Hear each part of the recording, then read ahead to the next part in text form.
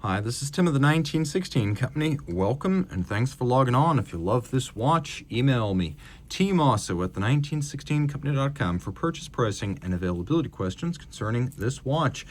This watch is a model launched in 2022. It was the first Royal Oak chronograph in black ceramic. It is the Audemars Piguet Royal Oak chronograph, black ceramic. 41 millimeters in diameter. It is 12.4 millimeters thick. If we measure just the case, then the lug-to-lug is 51.5 millimeters. If we measure one intermediate link to its opposite number, the total distance across the wrist is 54.9. And although watches made of ceramic have a reputation for toy-like lightness, this one is quite substantial. I put it on my scale. It was 145.57 grams. For comparison, a full steel, full bracelet Nautilus annual calendar that I just put on the scale was 151 grams. This feels like a very substantial watch, and it wears like one. We'll throw it on my wrist, which is 16 centimeters in circumference, and I would say that with the exception of the thickness, which is not significant, it feels, in terms of size, like an offshore. This is a large watch, and a prominent one, and an all-black, extremely stark. That said, the downward angle of the lugs does mitigate fit issues, so I would say you could wear this watch on a wrist my size or larger, let's say 16 centimeters circumference and up. Here's your over the top. Here's your down the barrel, which I always think is the most illustrative. And then here's the cuff shot, where you can see that it will easily slide underneath a sleeve. The nice thing about ceramic is that it is so scratch resistant.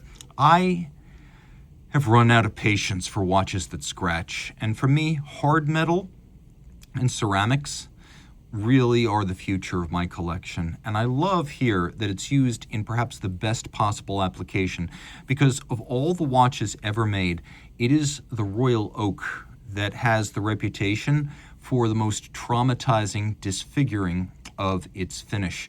The external facets and finish on a Royal Oak and its bracelet take dozens of hours to achieve, and they are famously intricate. They are also famously vulnerable, and so lots of tears have been shed by watch collectors who have purchased these immaculately detailed watches and their attendant bracelets and then scarred them, scratched them, scuffed them, or dented them.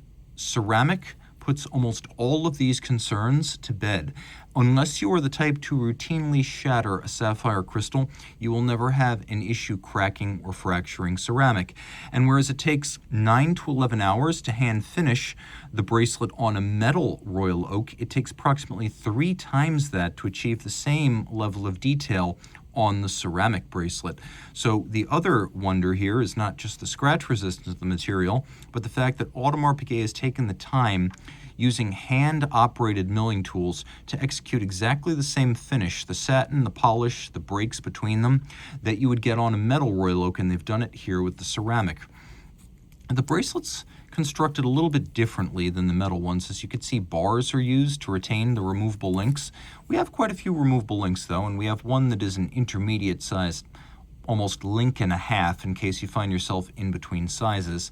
You could see here we have metal for some of the mechanical parts, like the case back or the clasp, and these elements are made of titanium, so you don't have to worry about them adding a ton of weight, but they're also mechanically sound for applications with small moving parts. Twin trigger release, you can see a combination of media blast and brushed satin. You have to press both these triggers for the clasp to open. It will not open inadvertently. There's the AP logo on the clasp exterior.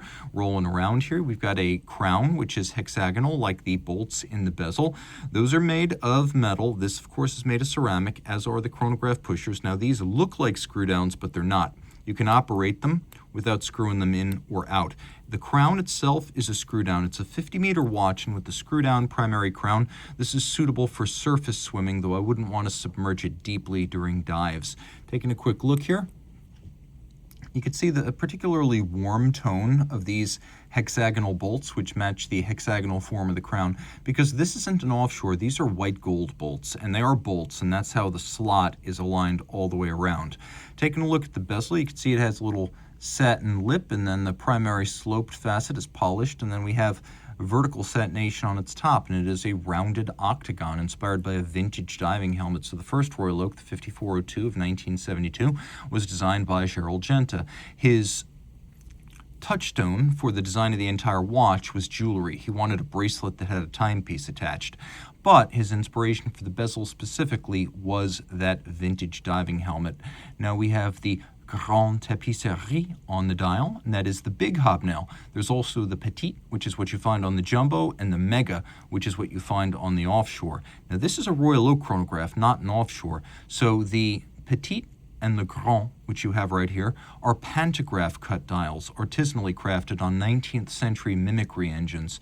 And so you look very close and you can see that there are all of these tiny micro textures between the hobnails and then over their tops as well.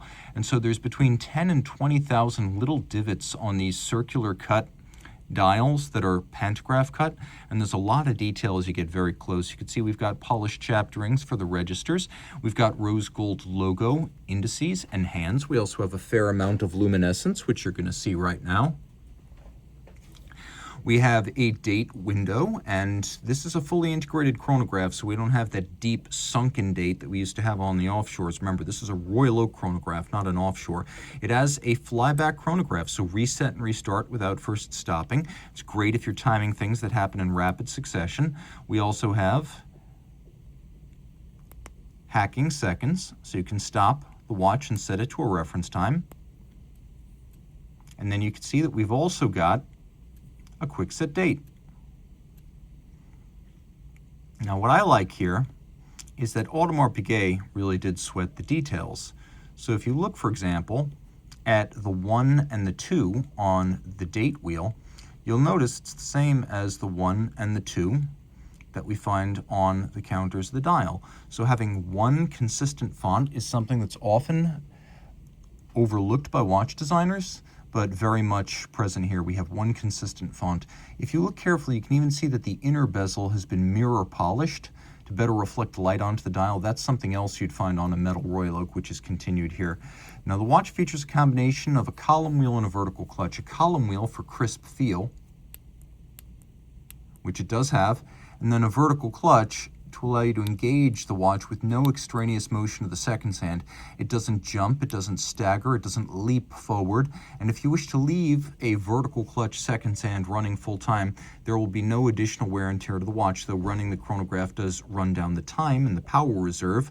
So if you wear it daily, you could probably leave the chronograph running full time. If you turn off the chronograph, allow it to wind itself, it is automatic to maximum, or manually wind it to maximum. It has a 70-hour power reserve. It is a 4 Hertz beat rate. We'll take a look at the caliber 4401 through the case back. You can see it's got a lovely gold, satinated, polished, skeletonized, and beveled rotor. And if you look carefully, you can see that the center of the rotor surrounding the bearing, this is actually a rounded octagon, just like the bezel. We have all polished screw heads. You can see that we've got solarization on the ball bearing, and the ball bearings inside the bearing race, they're actually made of ceramic for greater efficiency. You can see that the rotor features many sharp interior angles where bevels converge in sharp creases, difficult to do when appreciated. You'll also note, if you look right here, and it's a little bit difficult to see, but look carefully, underneath this jewel, we have a visible vertical clutch. Vertical clutch mechanisms are almost never visible, so this movement is exceptional in that regard. It's a 40-jewel movement. It's large to fill this case back.